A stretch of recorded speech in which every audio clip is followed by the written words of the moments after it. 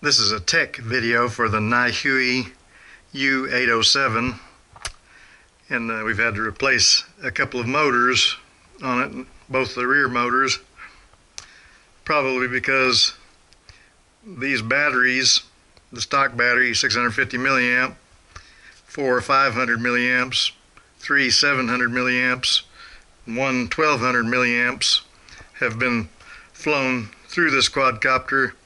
Each of them been charged 3 times and flown through it, and it finally burned out a motor when I was running the 1200 milliamp battery.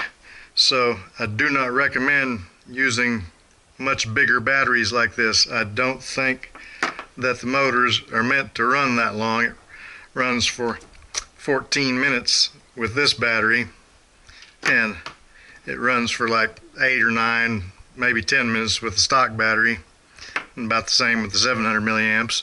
It runs for 6 minutes on 500 milliamp. Now 500 milliamp, I can highly recommend that, because 6 minutes is pretty good flight time. Then you let the motors cool off for a few minutes and run the next one. But the 650, that's the stock battery it's meant to be with, so that's just fine. But my recommendation, and I have ordered another one, is if you're going to fly a lot, practice your tricks and such, get 2. So I have another one coming, and you fly with one battery, park that one, fly with the next battery in the other one, then park it, and then put a new battery and alternate back and forth and fly all day if you got a portable charger, and charge your batteries back up while you're flying. But we'll look at our repairs here. The front motors are still working. You can see the nylon or whatever type of plastic pinion. In our back motors, we use the WL Toys V949 motors, and they have a brass or copper or whatever kind of metal pinion that is, but they made up fine. Now the stock motors are plug and play. They plug into the board, but I don't know that they're available yet. I'm sure they will be. So the 949 motors have a short plug, and I couldn't use that because there's not enough room. So I used the original 807 plugs and cut the wires about right here and soldered them. And the one thing that I'm afraid of is that the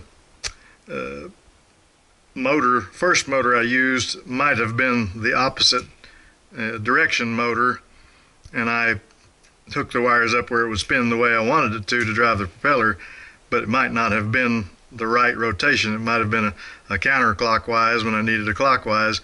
But we'll fly it here in a second and test that out.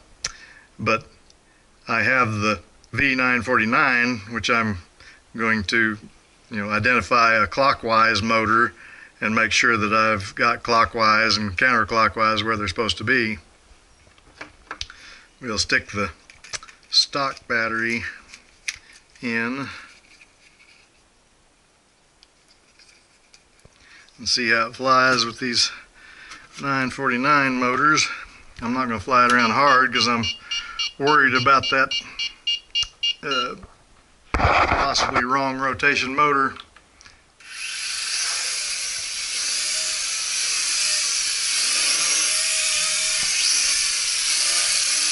Seems to be all right, but without flying it hard, I can't be sure. I just had a flood here last night, so I'm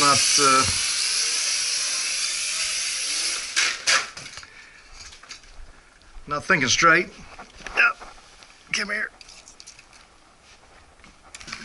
Yeah, I've got my air compressors and such in here and no power, but I've got U807 power.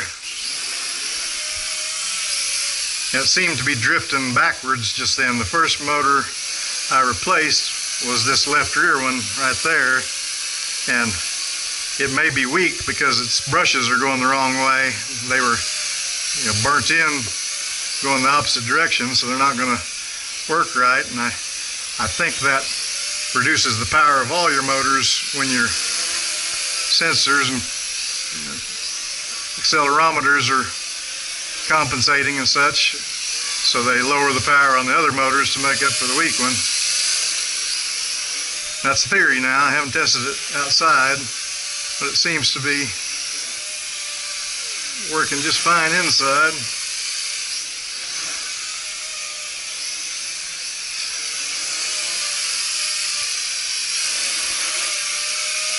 Yeah, it seems to be less powerful, so I think that motor needs to be looked into, and I'll look into that for a future installment of this tech on the U807.